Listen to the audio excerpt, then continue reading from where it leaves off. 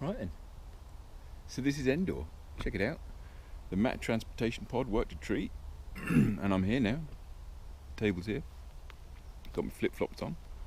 Got a shemagh on because I didn't bring any clothes. Yeah, that living cell thing might have some legs. So this is it. This is the woods of Endor. Now, don't get me wrong, would it be terribly racist of me to say it looked the same to me?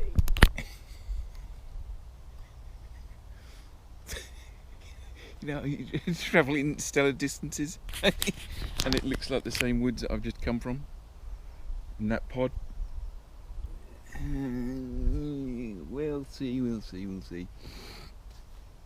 So anyway, right, so while I'm there, right, what I did just earlier, wait a minute, the story's falling apart already, isn't it? So maybe this isn't Endor, maybe this is me once I've got back from Endor. I thought I might get a bluffy there and get some, like, what do they call them, flight miles out of that? Went to Endor and back. Yeah, it turns out you can't take a GoPro to Endor, living fields and all of that. So what happens is, right, when you go to Endor, you want to send a letter between here and Endor, right? You have to ride it on a pig and send the pig. Right? You have to send the pig and they read the message, respond on the pig and send the pig back, right? I'm like, yeah. But if you want to send something really important that's going to last for years, what happens is, do you tattoo it on the pig? If you tattoo it on the pig, they can peel a pig, turn it into a book. That's quite a nice idea, isn't it? And then they eat the pig, right? See, the thing is, if you write it out, you can send it on a pig, but you can't send a PDF. I mean, come on. So once we get through customs at their end, which is a tent in the woods, just like it is here, right? I'm talking to the guy. And the thing is, right, I said, why don't you send a kangaroo? He's like, a kangaroo instead of a pig? Do you want to get in there with a kangaroo? I'm like, no, you dick. You send the kangaroo on its own. He's like, why the fuck would I send a kangaroo on its own? Look, a kangaroo's got a pouch, man. He's like, yeah, so have you. I'm like, yeah, but I can't. I only use them like get a memory stick.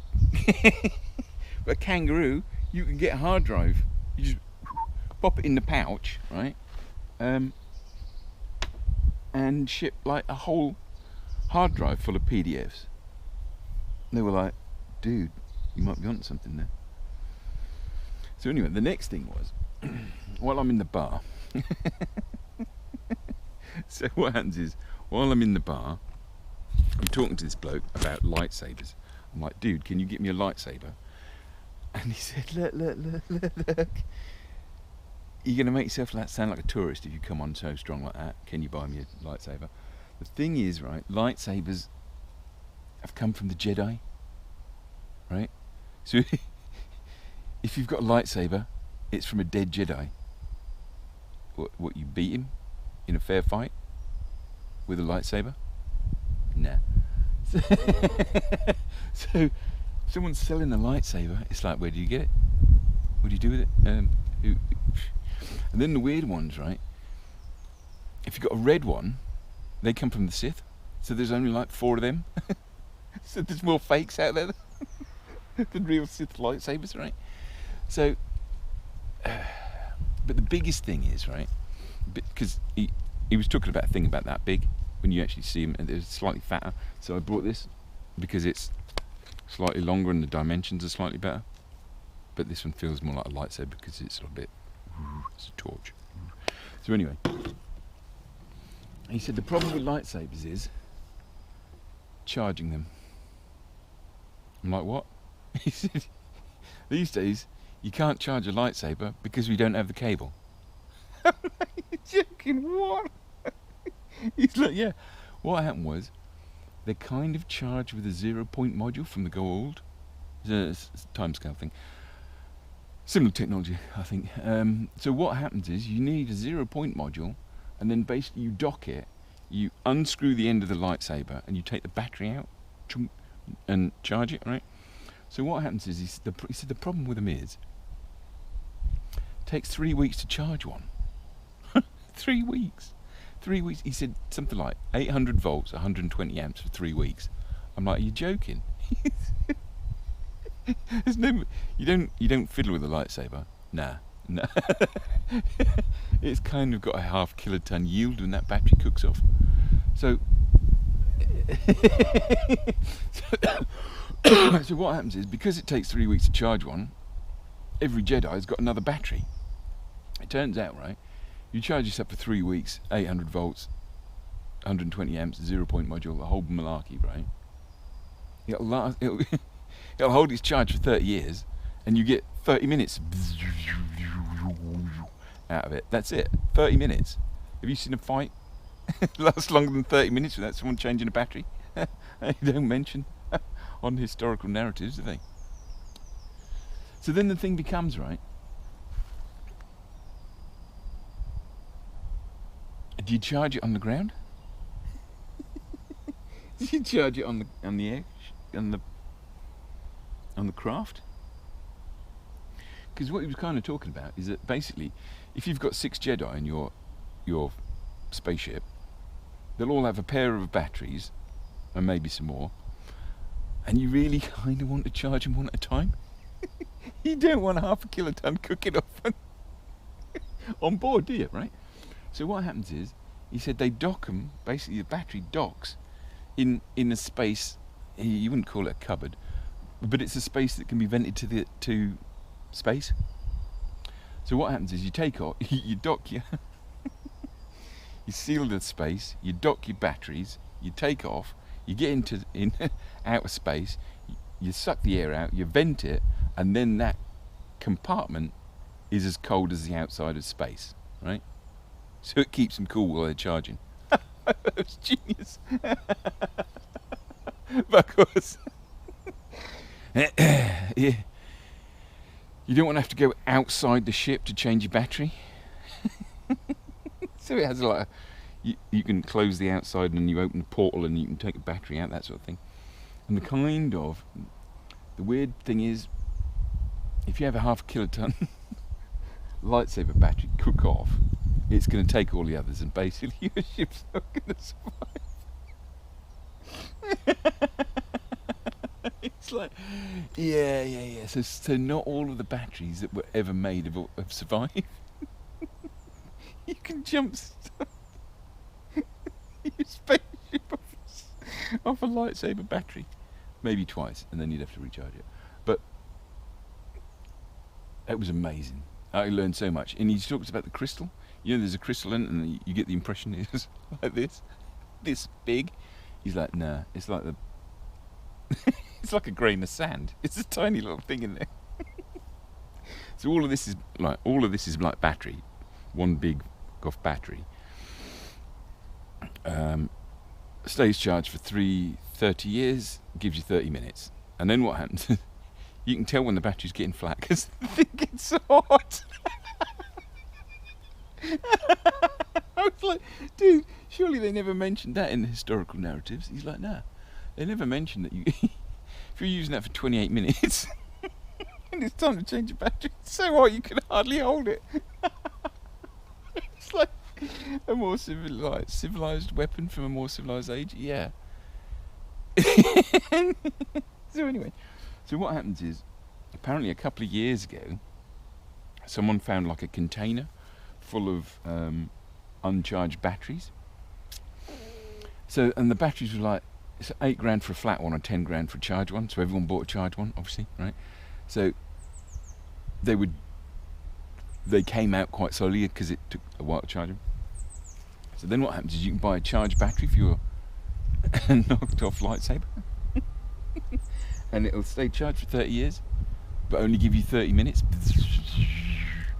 So what happens these days, effectively they're used for cutting wedding cakes. and lighting birthday candles. You know, that sort of thing. Watch this. Light the candles right through the table. That would be awesome. And then turn it off, because that's all you get this year. Whose birthday is it next year? But yeah, no. So I couldn't bring one back. That was the most annoying thing. Is that even if I bought one, he said what you need to do is if you're going to buy one, you need to buy one with the charger. You know, the charging cable. So it might be that you could kind of charge it over like 2 years to the technology that they had that would do it in 3 weeks, but it's that sort of thing. Do you know what I mean? So I'm like, that's such a drag. Oh man, it was so. I was quite disappointed that I wasn't going to be able to get a lightsaber back. But there you go.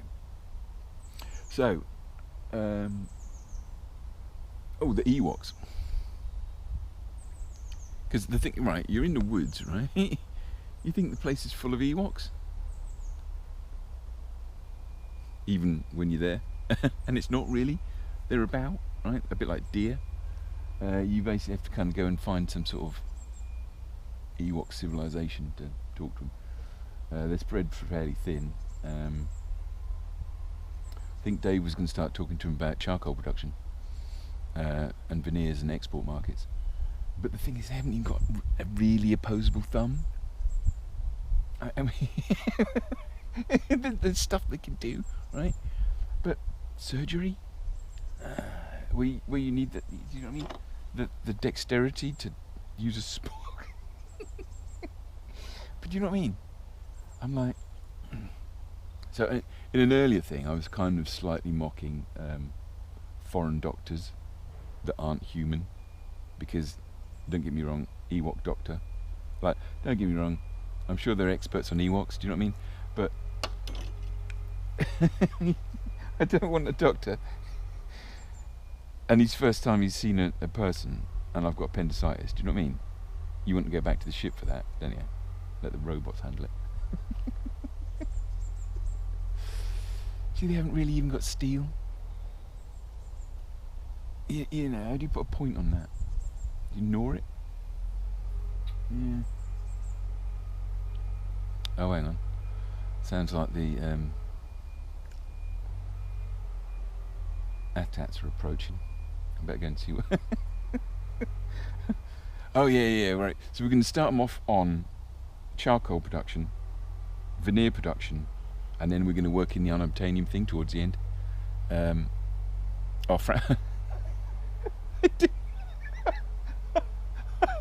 There's this guy in the bar,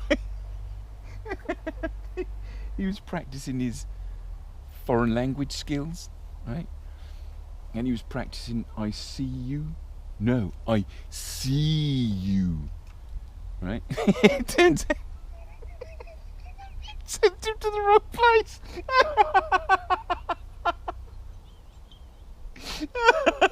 He's like, I was expecting him to be taller. I was like, dude, you're in the wrong place, man. Yeah, he said I'm on a 2-year assignment. They sent me to the wrong bloody planet. I was like, dude, you're gonna have to learn Ewok. Or how about this? You teach the Ewoks that I see you thing.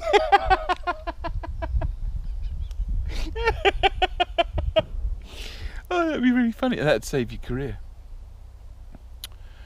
Anyway, that'll do. I better put some togs on. Elbonia next, probably. As long as I can get over this rash. I'm teasing so you get a rash. I tell you what, if you're allergic to cats, Ewoks are probably not your bag. You might get on, you know, if you're allergic to shellfish, you might be alright, because you're not going to eat them, are you? But cats, yeah, you might. Nobody ever drops their lightsaber because it would blow up and kill everyone. Anyway, well, thanks for attending. I'll give you a shout next time I want to talk some bluff in the woods. Thanks a lot.